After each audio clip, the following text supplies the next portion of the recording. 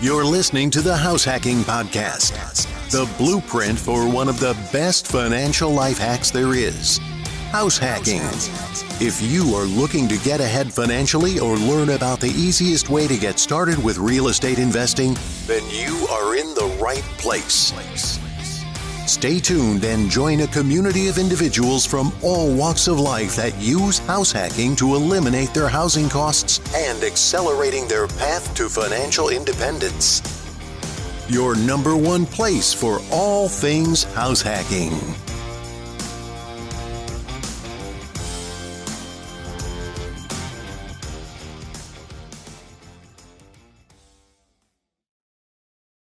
Lauren, thank you so much for being on the show today. How you doing and where are you calling in from?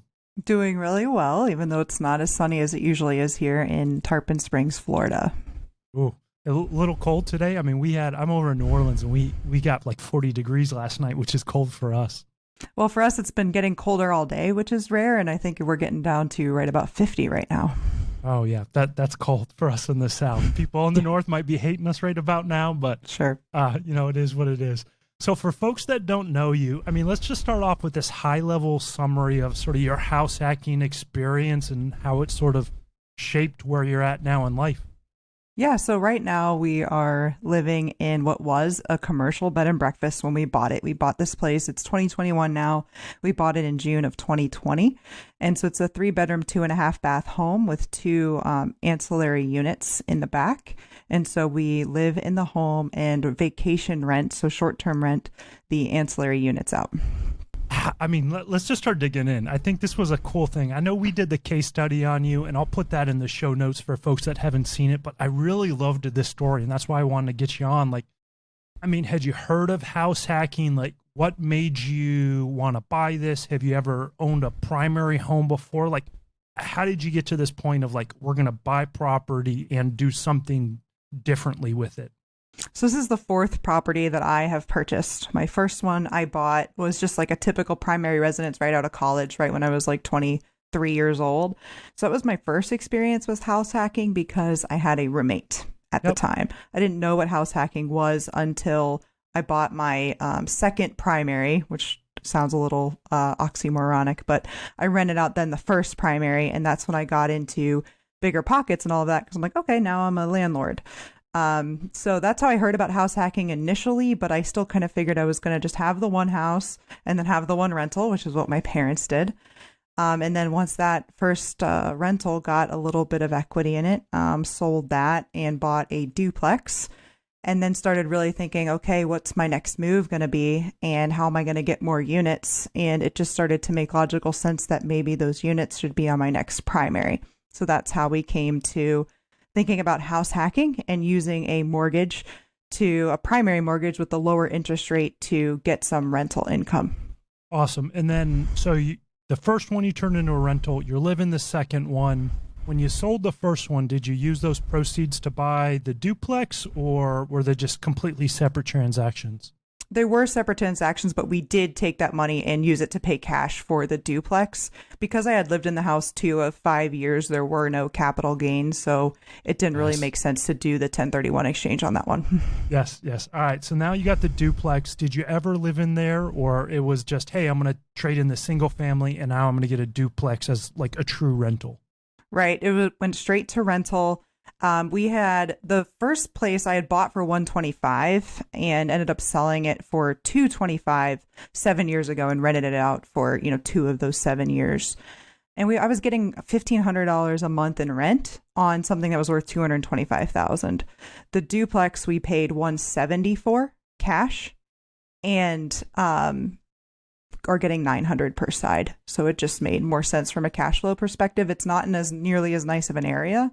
Yep. However, it's only one exit out of downtown St. Petersburg, Florida. So we feel like there's not only is there good cash flow right now, but we feel pretty bullish about the appreciation there too.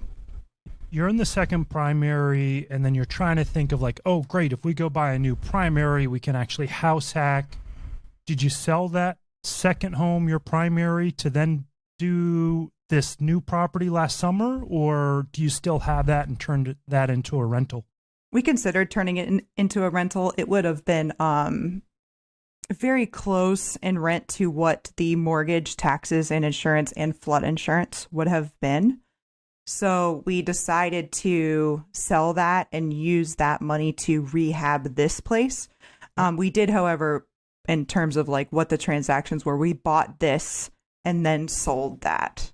Gotcha. So we basically needed the equity to do the renovation here. And something that has happened since we did the case study was we did a cash out refi on this and basically then got that equity back out. So we're sitting on that cash again now. Okay, so now the reason you're on, I want to talk about this cool property. All right, so you start looking for multi-units or properties that are better for house hacking. Like, did you have some criteria, or is it like pretty broad of like, I just want to find something with additional units, spaces that we could rent? Well, it started as, I went to my husband and I said, hey, I have this crazy idea. I know we've only lived here for 3 years. But what if our next place, because we were thinking about getting another duplex, but we would have had to for sure finance it. And it's very hard in Pinellas County, Florida to finance an investment property. There's just cash offers left and right, which is why we did cash on our duplex. So I said, well, what if we do just like an above garage apartment and we'll supplement the mortgage? Because I said to him, hey, I've been looking at our budget and our mortgage is $25,200 a year, the whole mortgage payment. I said, that's a lot. What if we could get rid of that, or at least like half of it? Yeah. And he was like, at first he pushed back for about 15 minutes. And then I started, and then he basically came around and we were off to the races and we were looking.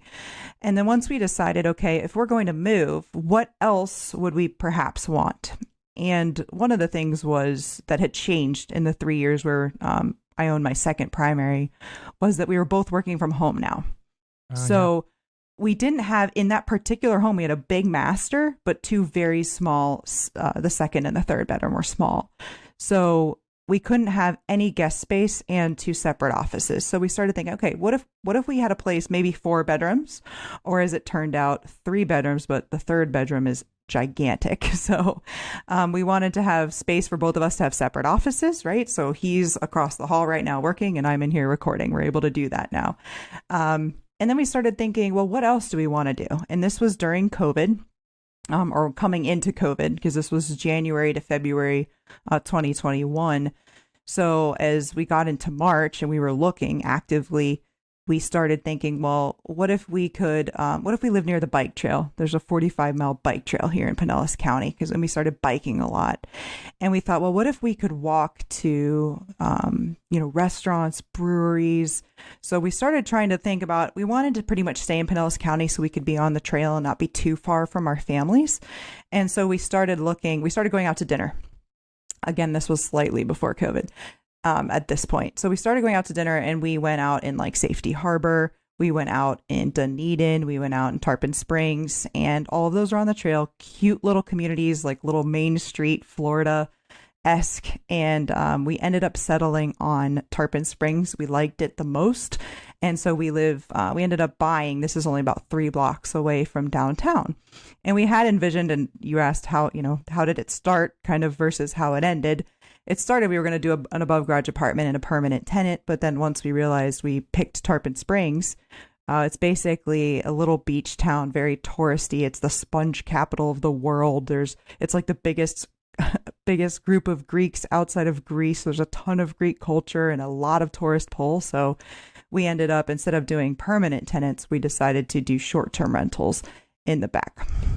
I love how you just all of a sudden, like, you're like, all right, great. I had to sell the husband on the idea. Okay, he's on board. And then we started looking at that ADU above garage style house hack. And then all of a sudden it was like, well, let's start building out our wish list. Like, we want to be able to walk to places. We want to be on the bike trail. Mm-hmm. And to me, this doesn't sound like sacrifice, right? A lot of folks think house hacking, it has to be this giant sacrifice, where you started with, hey, what are we comfortable with? And then let's start building these lists of requirements that we want. And I love that. All right. So you built out all this list of stuff. You have your town. It's got what you want. And then, I mean, were you looking at all that commercial, or was this space sort of listed on the MLS and it just happened to be the oddball and you're like, hey, this makes perfect sense for us? So there were two properties that were listed at the time that met our criteria, in that there was a home.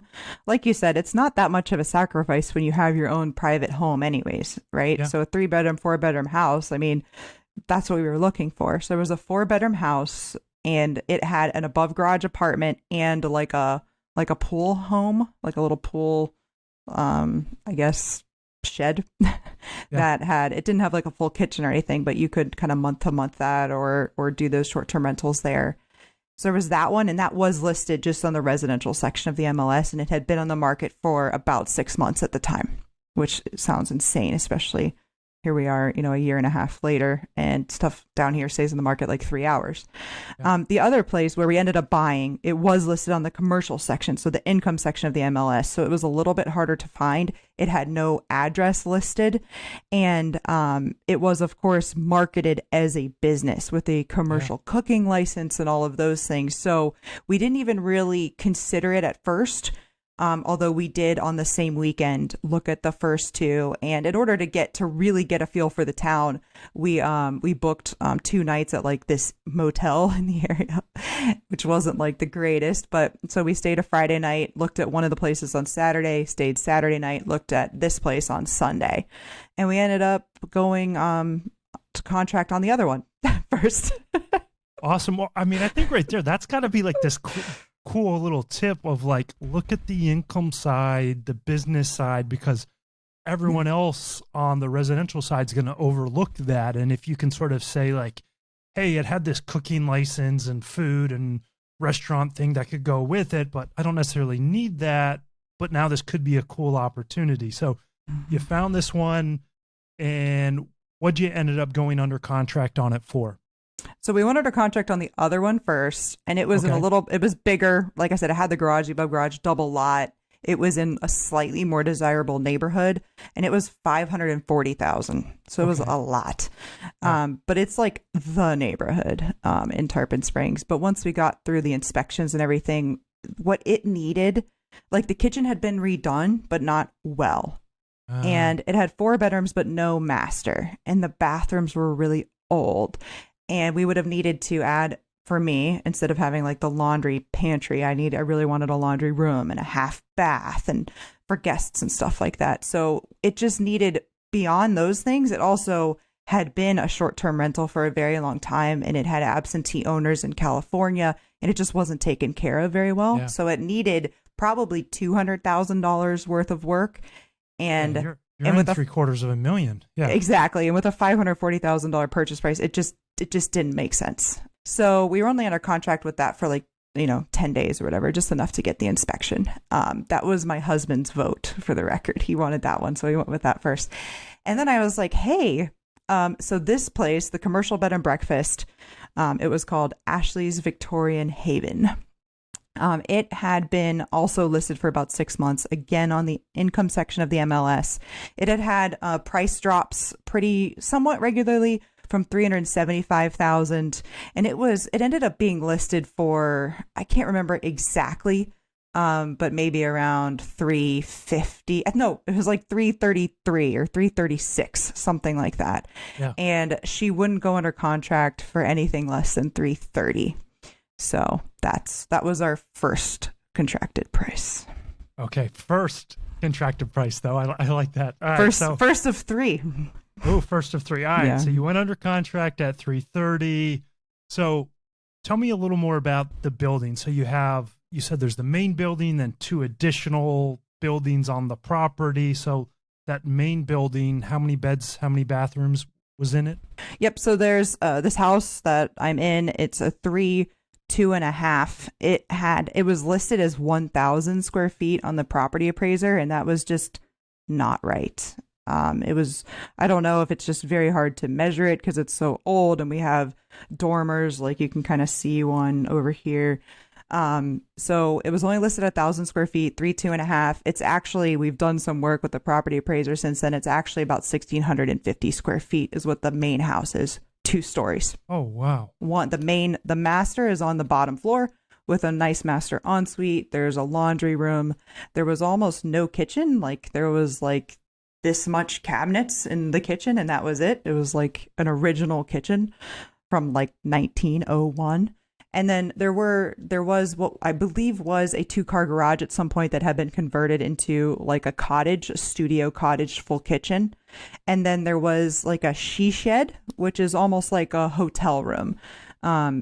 It's got just like the bathroom and then a little bit of living space. And then there was a fourth thing here, which I neglected to mention because I try to forget about it. But there was like a really rundown mobile home on here as well. And I'm guessing y'all got rid of that right away. Yeah, we did. Our neighbor took it to his hunting land. So cool. Did you make any money on that, or is it more of like, hey, if you can get rid of it, you can have it for free? No, please take it. Awesome. He's repaid us with like some venison, so that's been good. Hey, that's a good deal. All right. So this is a really cool little property. All right. So you said first contract price was $330. So what happened during due diligence to get a price drop, and how did you renegotiate this whole thing? So we went under contract on a Friday, and that was the weekend the whole country shut down. So come Monday, we renegotiated. Well, no, we canceled. We didn't even do the inspection. We canceled. But then like a week later, once we realized the world wasn't exactly ended, we renegotiated. She kind of like fired her realtor somehow. I guess maybe the contract was up because they had been under contract for like 6 months. So right about then, and then I guess she figured once she got rid of the realtor fees, she could save some money. So we went back under contract at $310, and the realtor just charged like I don't know if it was a flat fee or an hourly fee to kind of manage the contract from there. So from $330 to $310, basically because of COVID. That's the second one. There's 3. So you said there's another price drop. What happened to get the price to go even lower? Yeah. So then under inspection, we found out the roof was around 50 to 60 years old. It was like a tin roof with tin shingles, and there was a leak at one of the chimneys. So we found out it needed a new roof during inspections, and then not a lot for a property that was 119 years old. There wasn't that much else really wrong with it. It had new electrical and new plumbing, I think because it had been a commercial business, so it had inspections. Gotcha. It has a commercial fire alarm system, and my husband's a fire protection engineer, so he thinks that's awesome. And also there were some structural questions with the property. So on the last day of the inspection period, we asked to extend the inspection period 1 week, and we got a structural inspection. And so the quote for the roof was around $20,000, and the quote for the structure was around $25,000. And so from there, we asked for a $280,000 purchase price, kind of being like, all right, we're basically giving you the $330 and then taking $50 off for the roof and the structure, kind of was our thinking, and how our realtor tried to put it to her. Cause again, he's communicating directly with her. Yeah. And she said, no, send the cancellation. So, and then she immediately changed her mind, and we agreed on $285,000 with $5,000 in closing cost assistance. I mean, awesome. I mean, sometimes it's weird. Like people have to go under contract at a certain price, or like, no, we can't have 280, but I'll do 285, but get you 5,000 back. Like sometimes that psychology there is so weird with sellers. All right. So 285, they're paying 5,000 in closing costs. Were you actually able to finance this with a conventional loan? Did you pay cash, or was this more on the commercial side? Yeah, and she didn't even really understand what that meant. So that took some convincing too. Like, hey, it's 285. It's like the same as 280 if you do 5,000 in closing cost assistance. But she came around. She was a little older, and again, it was just her communicating with our realtor. So I think she was like a little wary of him. Like we were trying to take her for one, but we really weren't. That was a good price.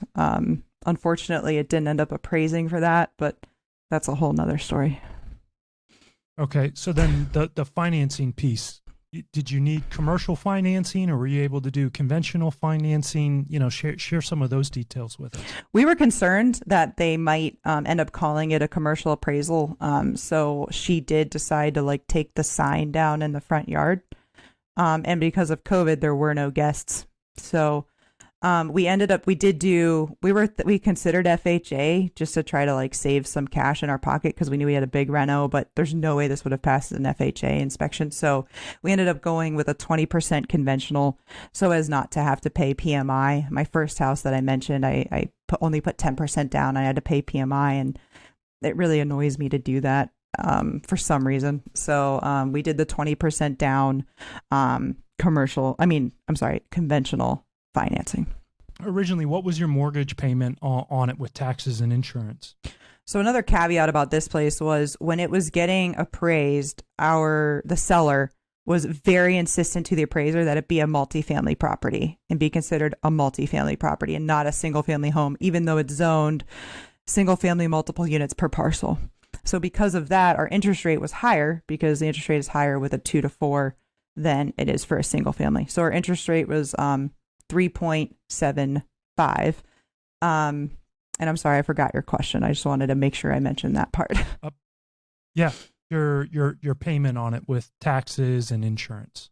Okay. Yep. It was right about $1,700, including taxes and insurance. And the insurance was a whole thing too, because this is it's a 1901 home, wood frame on a crawl space in Florida, where there's hurricanes, even though the biggest hurricane that's hit Tarpon Springs was in 1921, and it was a Cat 4, and this guy survived it, but that's neither here nor there.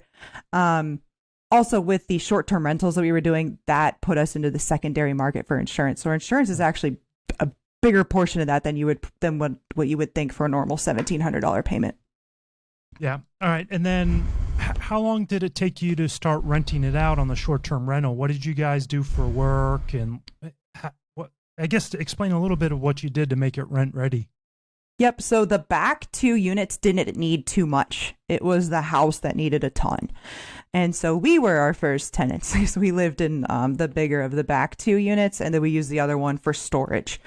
Okay. The only thing that had to be done really in the bigger of the 2 units, the one that was at one point a 2-car garage, so it's 520 square feet, was the floors. And my husband and my uncle did those floors before we sold the other house and before we moved in. Well, that worked out well then. You could sort of use those back 2 units. And then how long did it take you to renovate the main house, the main building? It took 5 months on an original timeline of 4 months. I mean, sounds like a typical renovation project. Always seems to take longer than we want or plan. It wasn't too bad. All right. So now you moved into the front. I mean, how has it been going putting those, if you closed last summer, spent rental, 5 months getting it ready. I mean, is it actually now on the market, those short-term rentals? Yeah. So there's people back there. One side has a 3-weeker right now and one side has a month. We spent the first week of January getting it ready to rent in terms of, ordering, mattress pads, sheets, towels, shampoos, all that stuff, because I wanted to go ahead and bring those costs into 2021.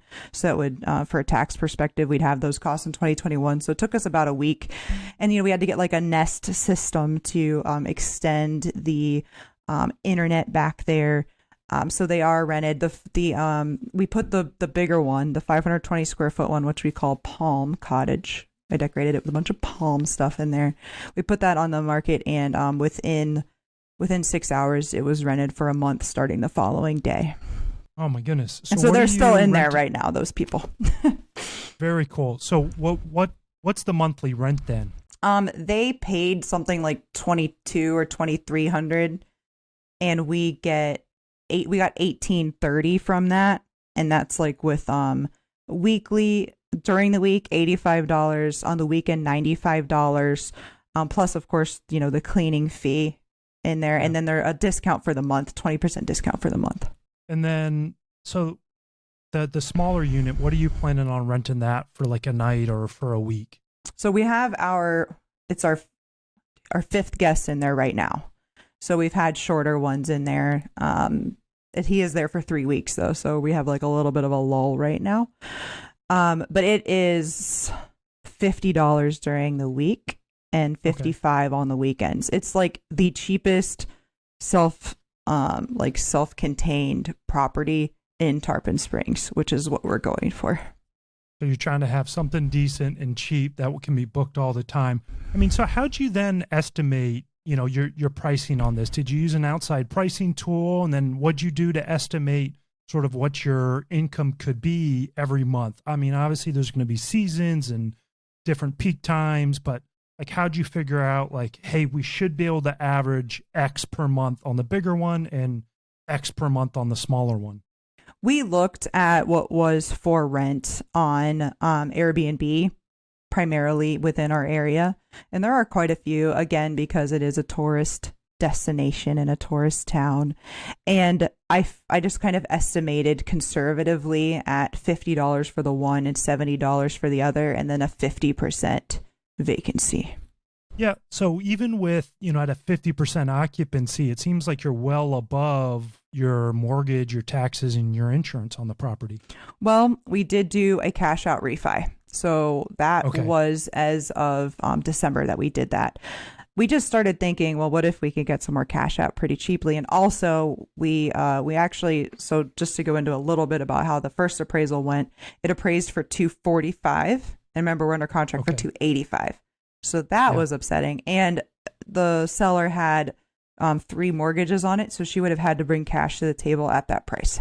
So even meeting in the middle, I don't think she would have gotten much of anything. So we contested the appraisal, got a second appraisal, and it appraised for $300,000. Okay. So we went through with it. I said all that to say that same appraiser was the one who came out to do our appraisal for a cash out refi. So we just kind of talked to him and we were like, hey, why did you do it as a multifamily? And he's like, well, you have 2 electric meters. And we were like, hey, one of the meters is for the second story of the main house. There's actually no separate meters for these ancillary dwelling units. And so he called it a single family. We got a lower interest rate. So doing the cash out refi, we went from 3.75 to 2.99. And it appraised for $420,000, which was my original exact guess at ARV. So I felt really good about that. But we did, as these things go, put more money in than I had budgeted. However, basically on choice. So we ended up like doing a little more with the yard, getting a nicer fence, going with some, nicer granite, things like that in the kitchen. So we're actually, with purchase price and everything, $440,000 in with a $420,000 appraisal, which actually we don't really feel is that bad because I think it seems like overall appraisers are being relatively conservative, and I think they probably are more conservative on a cash out refi. Anyways, So said all that to say our payment is $2,100 now.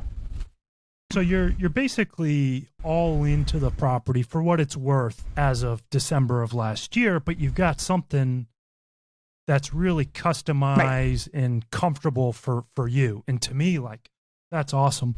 So what did you estimate for your sort of cash flow for each month through the rest of the year, or what you thought you could bring in for those rental units? So we were pretty dead on. We've, from our estimates, a little bit, about $10 more per night for each one. So just doing I did some kind of back of the napkin calculations before we started recording. And something that I've left out a little bit is where we had that mobile home, we now have a camper. And so we do have the camper listed for short-term rental as well. However, it is higher than either of those two. So we expect the vacancy to be a lot higher. And that's by choice because it's a camper and it's a little more fragile than the other two. So including a 50% vacancy for the 2 cottages, a 90% vacancy for the camper, that's around $25,000 in top line revenue, with about $6,000 in costs. And that's like additional utilities, like the little soaps and stuff, having to get new sheets, towels, extra utilities. So utilities went up quite a bit in the last month. So that's about a $20,000 net revenue. And our payment, as I said, it's about, $2,000 to $2,100 right now. So at a 40% vacancy for the cottages and 90% vacancy for the camper, we break even on the mortgage. I mean, that sounds like a pretty good deal for like house hacking, being in a nice city that you want, having a place that's just renovated to your specific tastes, and then be able to have this income to essentially offset almost all of your housing costs. I mean, to me, that is a really awesome win. Yeah, that's how we're looking at it too, for sure. And we'll see. We could be pleasantly surprised. It is seasonal, like you said. With we're in Florida, right? So it's January, February, March, April, and then like a little bit in November and December. We did meet some locals who Airbnb, and they've been sort of mentoring us.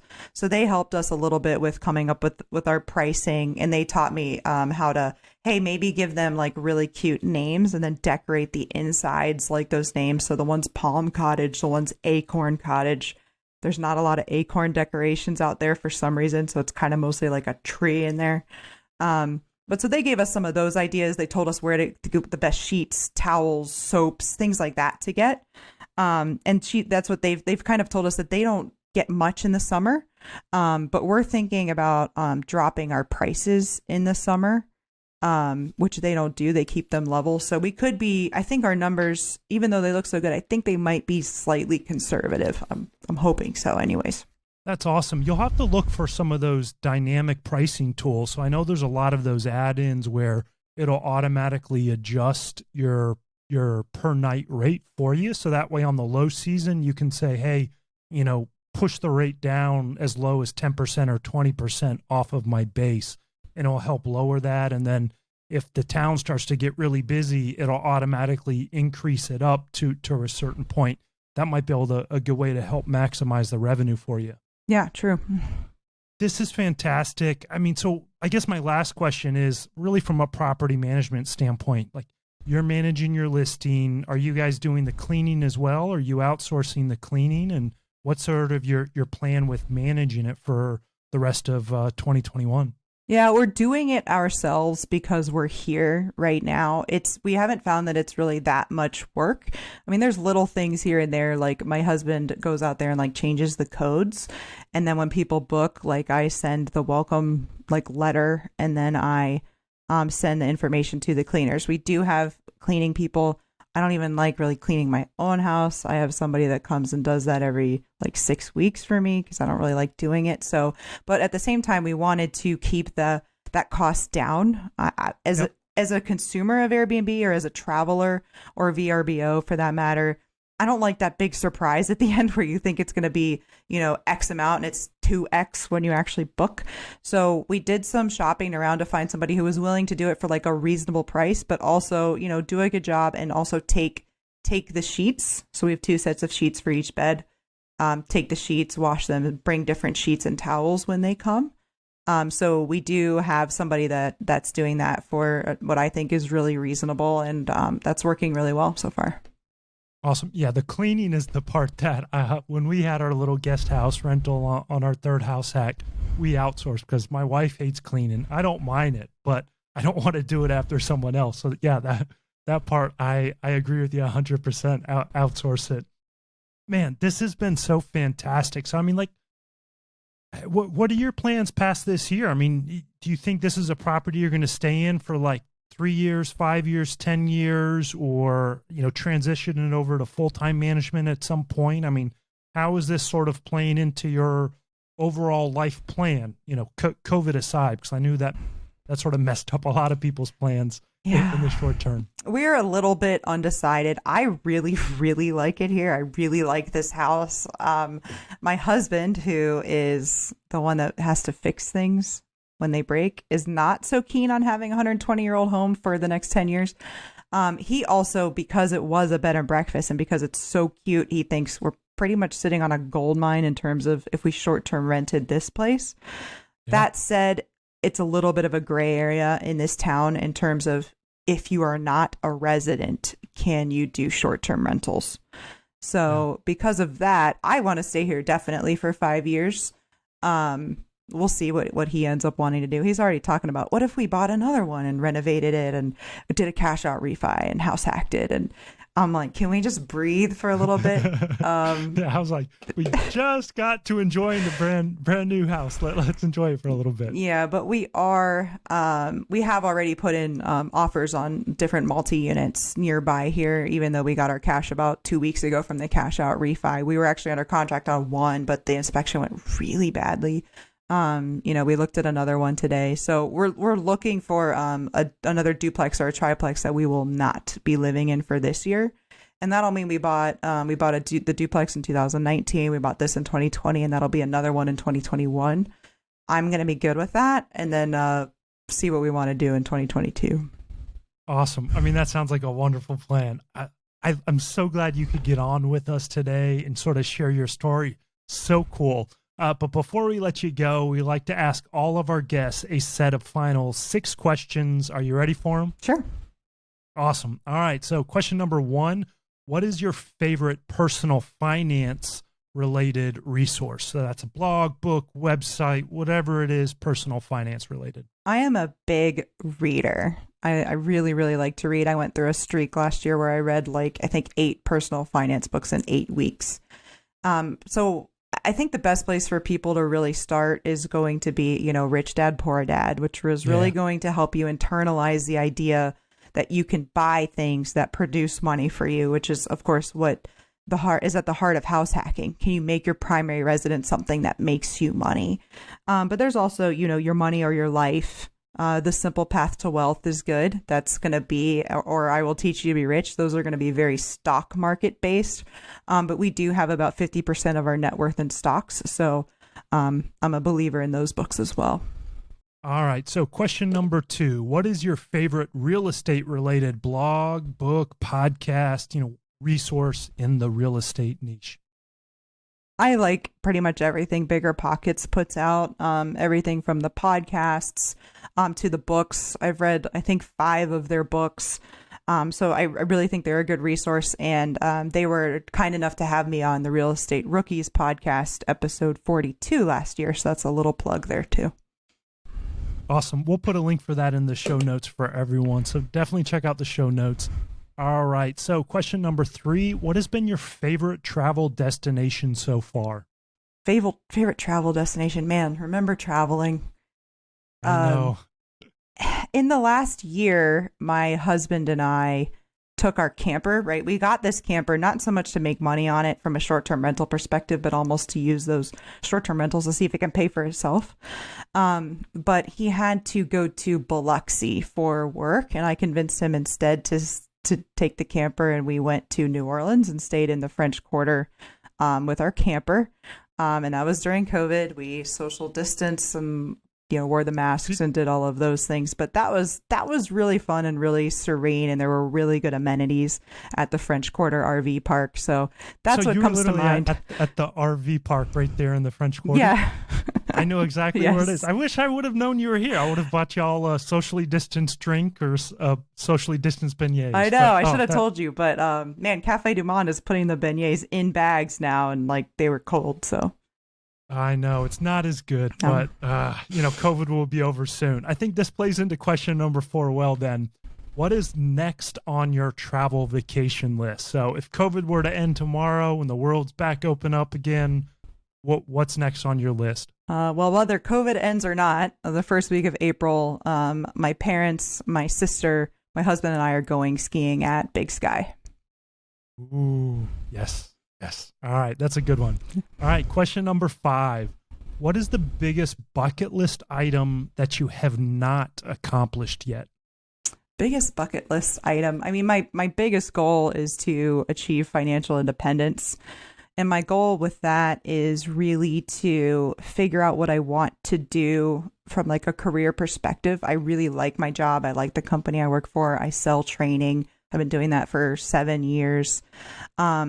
However, I do feel like that's the way I can make the most money. So when money becomes optional, I really want to figure out what I want to do. And I think that's going to be something along the lines of maybe some sort of financial coaching. I would like to expand what I do in the personal finance space. I don't know that that's necessarily a bucket list item. I mean, something else that I want to do is, drink wine all the way across Italy. That's kind of the more fun one, but Oh yeah, that's a good one. That's a good one. Yeah, Italy's favorite country. Been 4 times, 5 times, and we had a trip planned last year. COVID changed that, Sure. but we'll definitely be back. All right, so sixth and final question: what is your favorite life hack? My favorite life hack is the house hack. Hands, Oh, I mean, awesome. literally hands Yeah. down. There's nothing better than this, and and just real estate in general. My husband and I sometimes call it like quote unquote mailbox money, right? Like there's a Yeah. check in the mailbox out there from one half of our duplex right now. I know it's there. And then, we got a couple bookings yesterday for Airbnb and it's just money that just comes in. And so, I mean, I think it's the best thing that anybody can do. And like you said, Andrew, it doesn't have to be uncomfortable. And is it as easy as not having people back there? No. But I mean, what's a little discomfort for an extra, $20,000 a year? Yeah, I know. I'm right there with you. Yeah. Awesome. Lauren, it's been so cool having you on the show. If people want to find you, where's the best place for them to get in touch with you? Yeah, so I can be found on Twitter at Adulting is Easy. And that's where my personal finance blog and podcast are found at realadultingiseasy.com. If someone's really interested in Tarpon Springs or our renovation or anything with that, it's vacationtarponsprings.com. And on Instagram, it's at Vacation Tarpon Springs. Cool. And we'll put all those in the show notes for folks. But Lauren, thank you again for being on the show. This was great. I loved your story. Thank you for sharing it with us. Yeah, thanks for having me, Andrew.